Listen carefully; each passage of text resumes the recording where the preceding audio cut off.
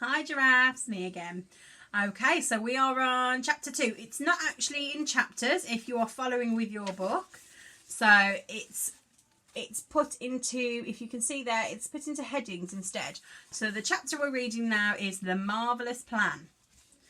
So George sat himself down at the table in the kitchen. He was shaking a little. Oh, how he hated Grandma. He really hated that horrid old witchy woman.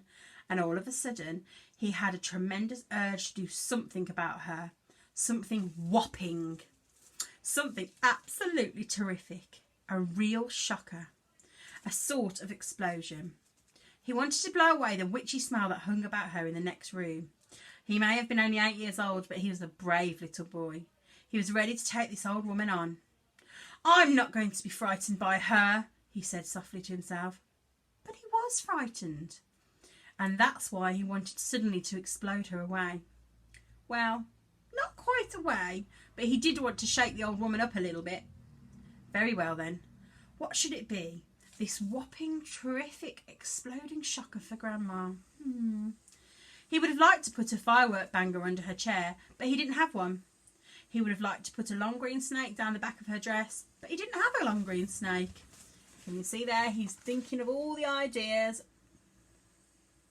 Can you see there? We've got his snakes here. Oh, it looks like rats there, and the firework explosion there. He would have liked to put 6 black rats in the room with her and lock her door, but he didn't have 6 black rats. As George sat there pondering this interesting problem, his eyes fell upon the bottle of Grandma's brown medicine standing on the sideboard. Rotten stuff it seemed to be. 4 times a day, a large spoonful of it was shovelled into her mouth, and it didn't do her the slightest bit of good. She was always just as horrid after she'd had it as she had been before. The whole point of medicine surely was to make a person better. If it didn't do that, then it was quite useless. So ho, thought George suddenly. Aha! Ho-hum! I know exactly what I'll do. I shall make her a new medicine, one that is so strong and so fierce and so fantastic, it will either cure her completely or blow off the top of her head. I'll make her a magic medicine. A medicine no doctor in the world has ever made before. George looked at the kitchen clock. It said 10:05. There was nearly an hour left before Grandma's next dose was due at 11. Here we go then, said George, jumping from the table. A magic medicine it shall be.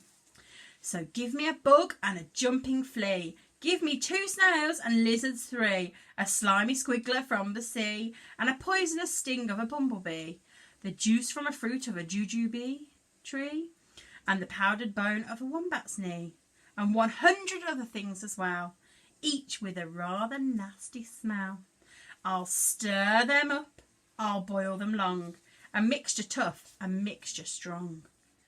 And then, hey-ho, down it goes, a nice big spoonful. Hold your nose. Just gulp it down and have no fear. How do you like it, Granny dear? Will she go pop? Will she explode? Will she go flying down the road? Will she go poof in a puff of smoke? Start fizzing like a can of Coke? Who knows? Not I. Let's wait and see.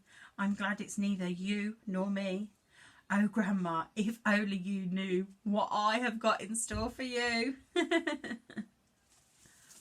Bye.